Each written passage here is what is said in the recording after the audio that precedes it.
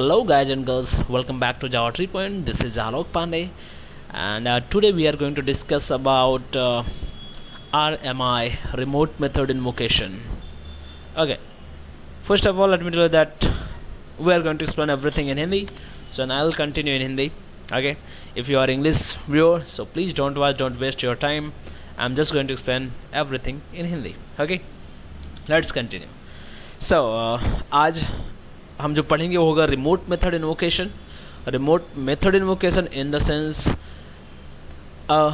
ये एक्चुअली में हम जो डिस्कस करने वाले हैं ये एक ऐसा टॉपिक है जो सबसे ज़्यादा कंफ्यूजिंग रहा है अभी तक। जो फ्रेशर्स रहते हैं, जो फर्स्ट जो जनरली कोर जावा सीख रहे हैं, उनके लिए प्रॉब्लम्स होता है।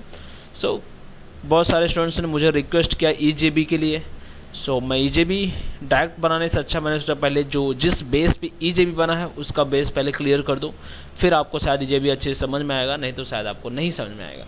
इसलिए मैंने डिसाइड किया कि पहले RMI क्रिएट करते हैं। ठीक है, RMI क्लियर कर देते हैं।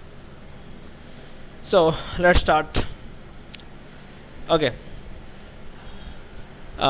यहाँ पे देख सकते हो मैंने बनाया है जरूर प्रेजेंटेशन, इसके लिए थोड़ी मैंने टाइम वेस्ट किया है इसके ऊपर, और शायद उम्मीद है आपको समझ में भी आएगा। सबसे पहली चीज, remote method invocation allows application to call object method located remotely sharing resources and processing load across system. इसका मतलब यह है कि रिमोट मेथड इन्वोकेशन हम यूज करते हैं जब मुझे किसी और मशीन पे लोकेटेड ऑब्जेक्ट को यूज करना होता है अपने मशीन पे। इसका रीजन ये हो सकता है या तो आपको वो ऑब्जेक्ट बनाने के लिए आपके पास रिसोर्स ना हो, या फिर आपको बनाने के लिए टाइम वेस्ट नहीं करना चाहिए। कोई भी रीजन हो सकता है।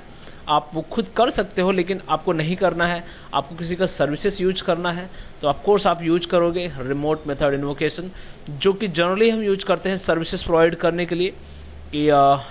जस्ट अज्यूम करो कि आप एक डेवलपर हो, मैं भी एक डेवलपर हूं, और मैं एक ऐसा ऑब्जेक्ट बनाता हूं, मैं एक ऐसा सर्विस बनाता हूं जो आप यूज करने वाले हो।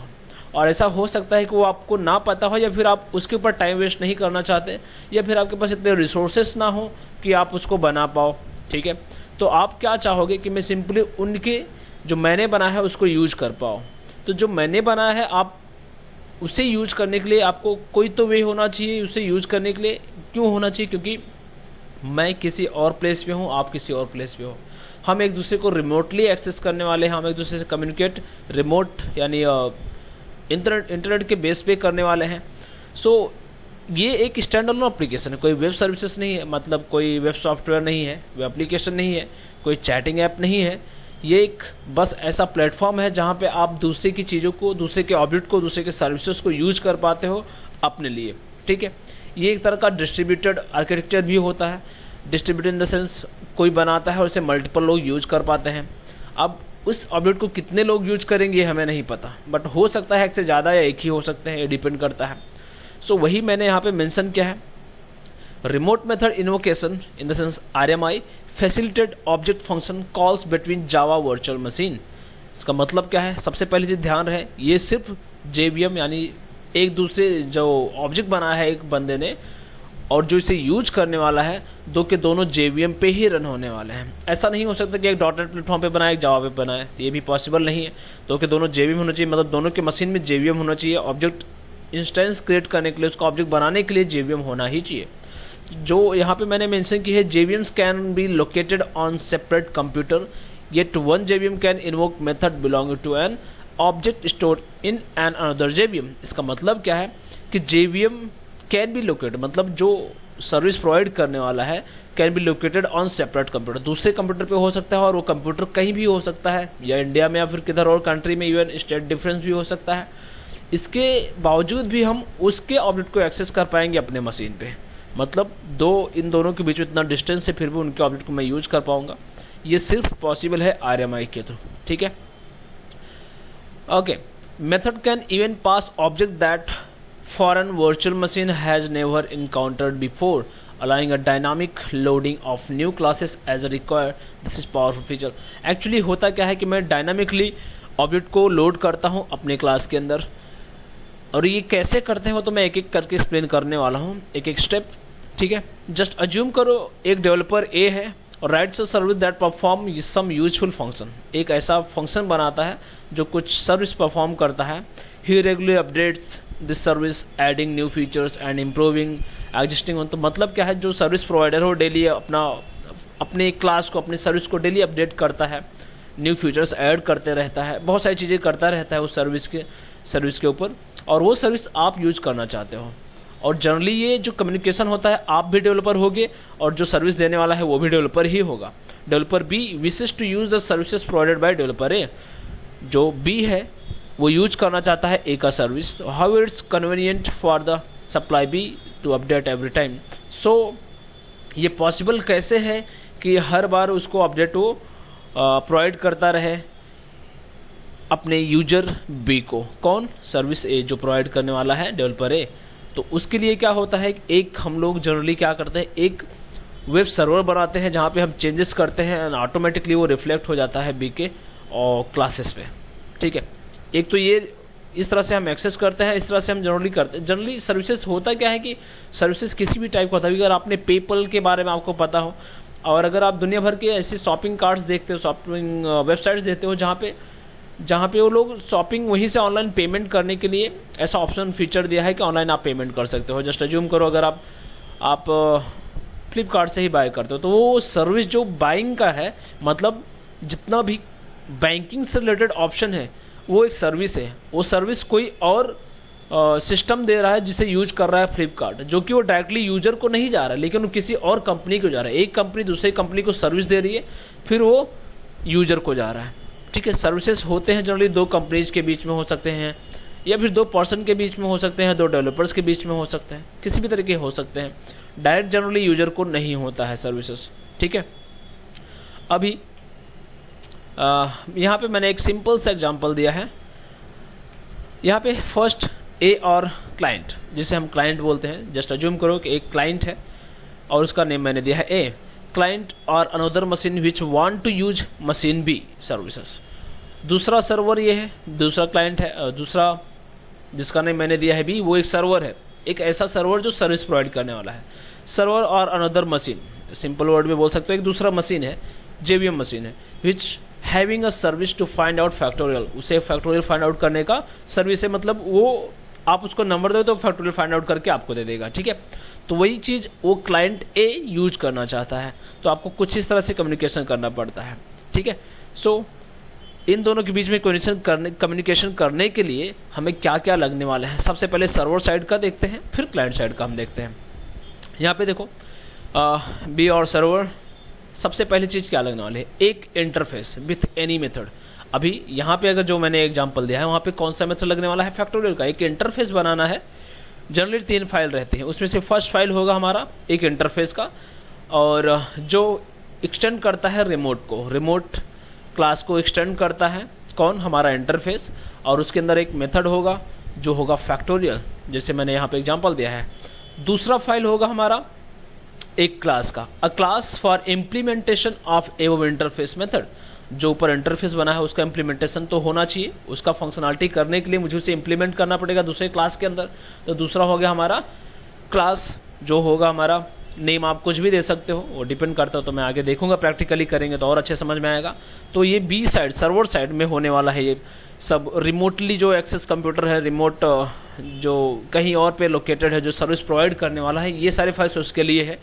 सो 2 फाइल हो गए। इसमें जो सेकंड फाइल है उसमें हमें एक्सटेंड करना पड़ेगा यूनिकास्ट रिमोट ऑब्जेक्ट, वो मैं बताऊंगा कैसे करना है। फिलहाल थर्ड वाला होगा अ class with for binding services. अब ये सर्विस जो मैंने बनाया, यानी इंटरफेस और इम्प्लीमेंटेशन दोनों मिला के जो सर्विस बनी है, जो फैक्टोरियल का काम कर सकता है, उसे बाइंड करना पड़ता है, हमारे सर्विसेज को एक दूसरे से बाइंड करना पड़ता है। A class with for binding services मतलब क्या है कि इसके बीच में यूजर यानी क्लाइंट एंड सर्वर के बीच में एक रजिस्टर होता है, रजिस्टर बोल सकते हैं, जहाँ पे इंफॉर्मेशन होता है हमारे सर्विसेज का। जो यूजर होगा वो डायरेक्ट हमारे सर्विसेज को यूज नहीं कर पाएगा, उसे सर्च करना पड़ेगा। उसको इंटरफेस का नेम पता रहेगा जो कि फर्स्ट फाइल है, बाकी उसको नहीं पता है कि उसका इम्प्लीमेंटेशन किसने किया है और उस इम्प्लीमेंटेशन क्लास का नाम क्या है, उसका ऑब्जेक्ट कहाँ से आ रहा है, ये सब उसको नहीं पता है, क्योंकि वो जो सर्च करने वाला है उसको मिल जाएगा रजिस्टर फाइल में, वो मैं आगे बताता हूँ रजिस्ट्री।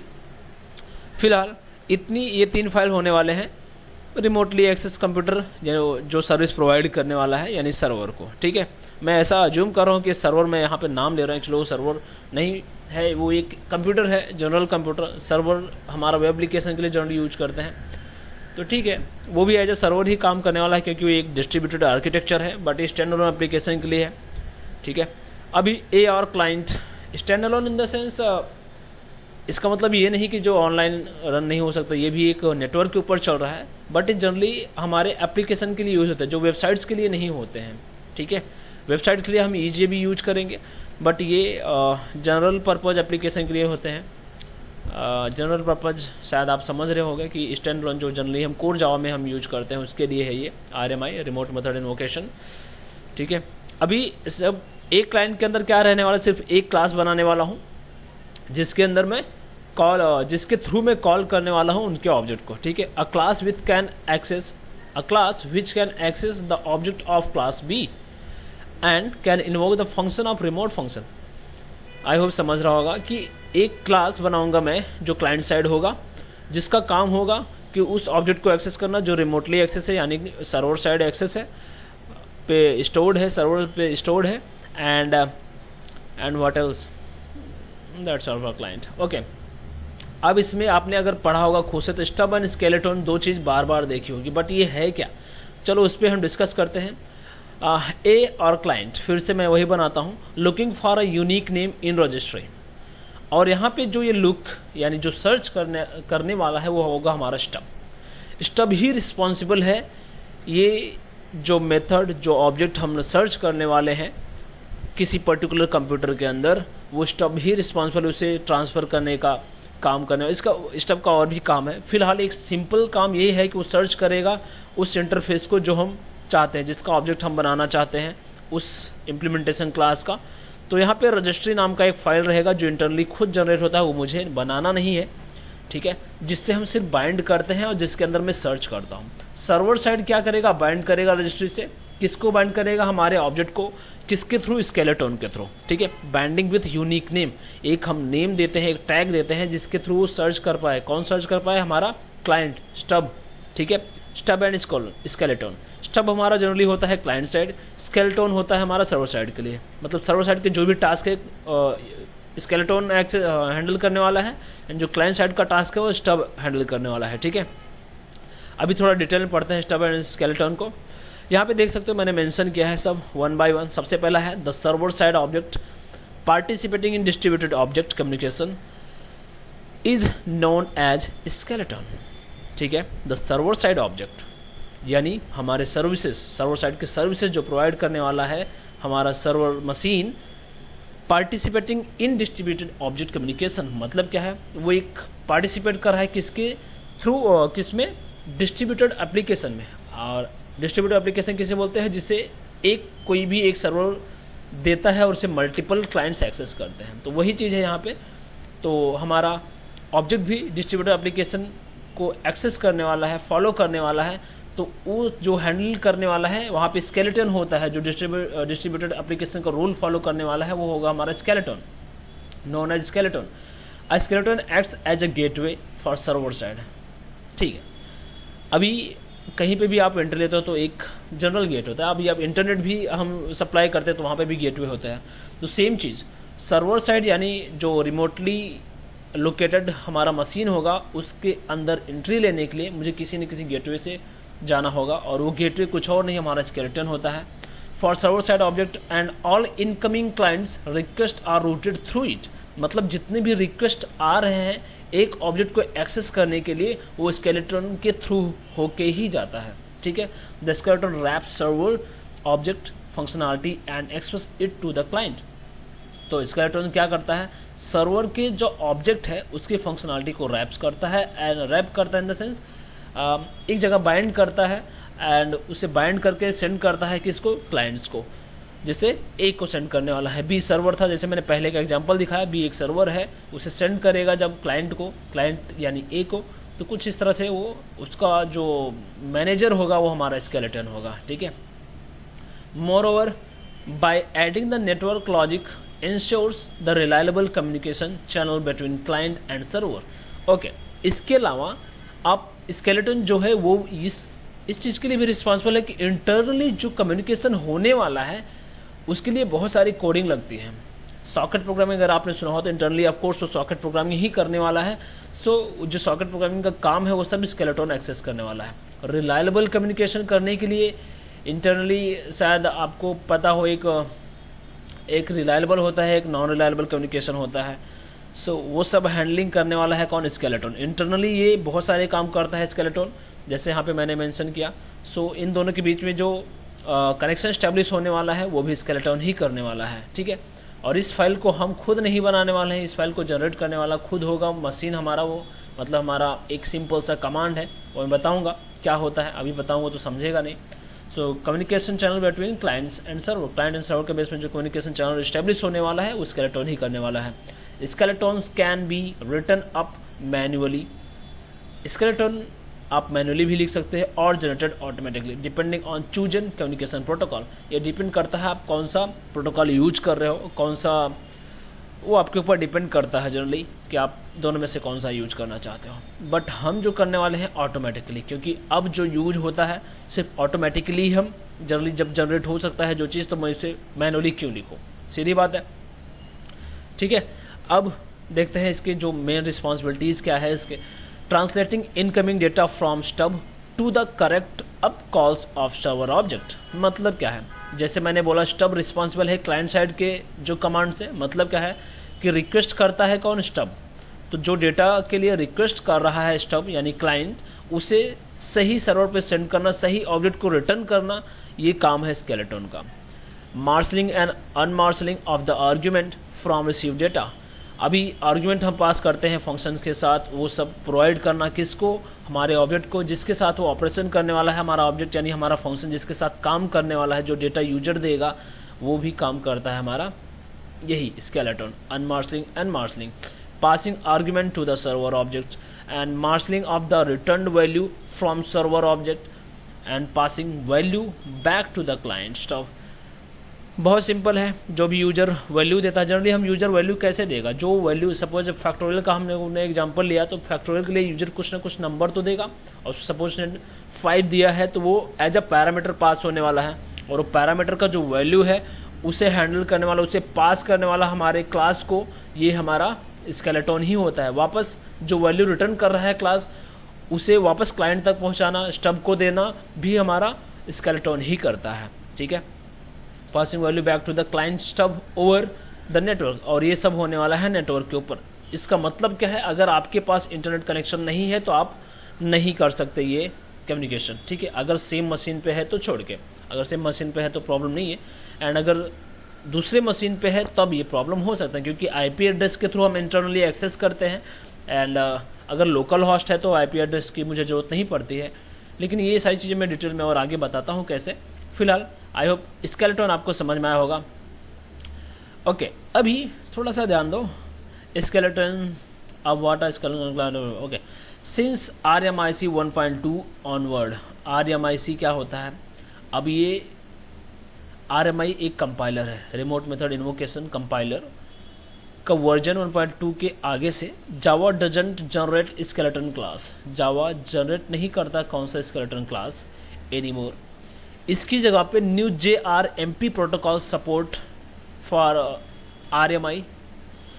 ओके, तो JRMP होता क्या है? अब यहाँ पे ये जो JRMP है ये एक थर्ड पार्टी बोल सकते हैं, थर्ड पार्टी एक ऐसा वे है जिसके थ्रू हम विदाउट स्केलेटन के थ्रू भी हम एक्सेस कर सकते हैं, कनेक्शन स्टैब्लिश कर सकते हैं, यानी JRMP के थ्रू कर सकते हैं। बट ये JRMP जो भी है, जार फाइल्स है, वो थर्ड पार्टी का है, मतलब जावा का नहीं है। सो ऑफ कोर्स आप इसके जार फाइल इंक्लूड कर सकते हो। Skeleton for a remote object is a JRMP protocol server side entity. क्या दे रहा है? Skeleton for a remote object, यानी रिमोट ऑब्जेक्ट का स्केलेटन की जगह JRMP प्रोटोकॉल हम यूज कर सकते हैं, जो कि सर्वर साइड एंटिटी है, जो कि सर्वर साइड ही यूज होता है। That has a method that dispatches calls to the actual remote object implementation. इसका मतलब क्या है कि इस JRMP के पास जो मेथड है उसका काम क्या है, जो भी रिक्वेस्ट आ रहा है उसे डिस्पैच करता है किसको, और जो एक्चुअल ऑब्जेक्ट होता है वहां पे एक्चुअल ऑब्जेक्ट इम्प्लीमेंटेशन, यानी हमारा क्लास, मैंने बताया एक इंटरफेस एक क्लास होता है, तो जो हमारा इम्प्लीमेंटेशन क्लास होता है उसके पास सेंड करता है, कौन सेंड करता है, JRMP का मेथड। ठीक है, okay, call to the actual remote object implementation, good.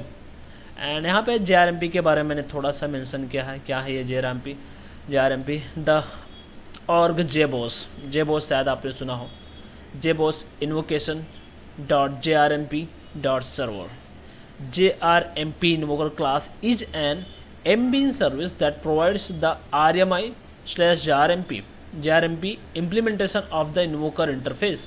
मतलब क्या है कि JRMP एक तो JBoss का एक सर्विस है, एक ऐसा सर्विस जो RMI के अंदर इस ऑब्जेक्ट को इन्वोक करने के लिए यूज होता है। किस ऑब्जेक्ट को, जो हम सर्विस बनाते हैं सर्वर साइड, उस ऑब्जेक्ट को। ठीक है, आई होप आप ये समझ रहे होंगे। And JRMP invoker exports itself as an RMI server. क्या बोल रहा है, सिंपल कि JRMP जो इन्वोकर है वो खुद एक्सपोर्ट करता है खुद को as a RMI server, so that when it is used as an invoker in a remote client, जब ये यूज हो रिमोट क्लाइंट में, the JRMP invoker stub is send to the client instead an invocation of the RMI JRMP protocol. फिलहाल मुझे लग ही रहा था ये पार्ट आपको शायद समझ में ना आए, फिर मैंने यहाँ पे मेंशन किया है। ठीक है, JRMP के बारे में हमें डिस्कस नहीं करना है, बट इतना समझ लो ये एक ऐसा प्रोटोकॉल है जो अब स्केलेटन की जगह यूज होता है। ठीक है, अब मुझे स्केलेटन जनरेट करने की जरूरत नहीं पड़ती है। ठीक है, फिलहाल अब ये कब से 1.2 वर्जन के ऑनवर्ड। ठीक है, एंड यहाँ पे मैंने बाकी सारी चीज़ें स्केलेटन की बता दिया है, क्या किस लिए यूज करते हैं स्केलेटन। अब उसकी जगह पे हम यूज करते हैं JRMP। ठीक है, अब JRMP रिस्पॉन्सिबल है स्केलेटन के सारे काम करने के लिए जो स्केलेटन करता था। एंड और ये जो JRMP है वो JBoss का एक सर्विस है। आई होप इतना इनफ है आपको जानने के लिए। अगर आप फ्रेशर हो गए तो JRMP के बारे में और अगर डिस्कस करना है तो मुझे बताओ, अगर आपको सच में जानना है तो मैं उसके लिए अलग सी वीडियो बनाऊंगा। ठीक है, अब चलते हैं स्टब के बारे में। The client side object participating in distributed object, फिर से वही चीज है, the client side object participating in distributed object. Skeleton में क्या था, the server side object, and stub में क्या है, client side object participating in distributed object communication known as stub or proxy and is an example of proxy object।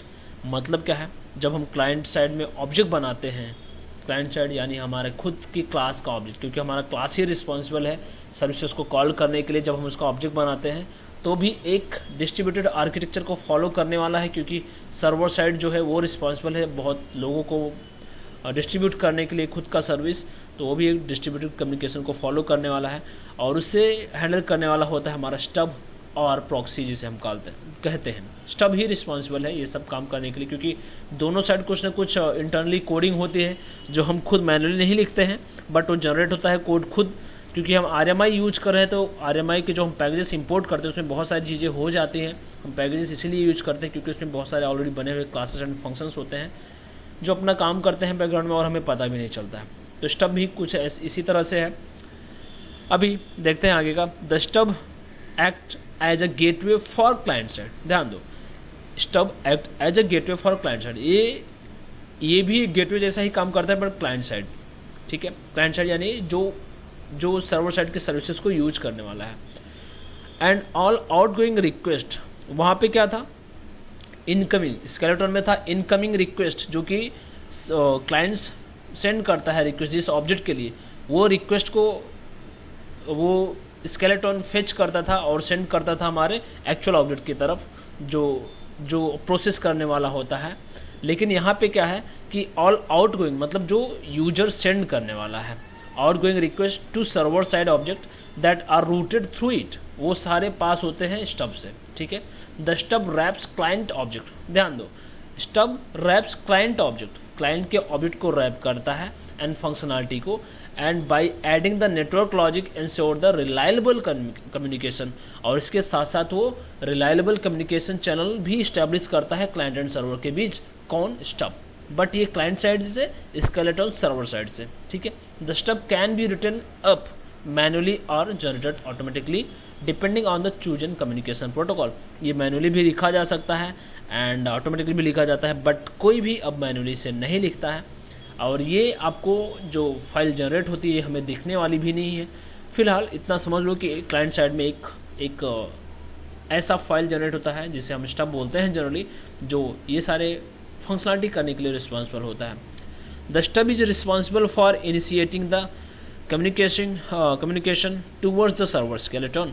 Simple सा word है, stub ही responsible है skeleton से communicate करने के लिए, एंड स्टब ही रिस्पॉन्सिबल है सर्वर साइड के जितने भी इनकमिंग रिक्वेस्ट है उसे फेच करना एंड एक्चुअल ऑब्जेक्ट तक सेंड करना। एक्चुअल ऑब्जेक्ट यानी हमारा इम्प्लीमेंटेशन क्लास जो होता है, जो परफॉर्म करने वाला है कुछ ना कुछ टास्क, ठीक है, और उसके जो रिटर्न देगा वो ऑब्जेक्ट, जो एक्चुअल ऑब्जेक्ट है, जो हमारा फंक्शन होगा जो कुछ रिटर्न करने वाला है, और जो यूजर पैरामीटर देने वाला है उसे हैंडल करने वाला स्केलेटन होगा, एंड वो सर्वर साइड होगा, बट स्टब होगा क्लाइंट साइड, ठीक है। Translating calls from the caller object, ये सेकंड क्या है? Translating calls from caller object, यानी जो ऑब्जेक्ट है हमारा सर्वर साइड उसका कम्युनिकेशन और क्लाइंट साइड का कम्युनिकेशन, जो रिक्वायर्ड पैरामीटर है उस सबको हैंडल करने वाला हमारा स्टब ही।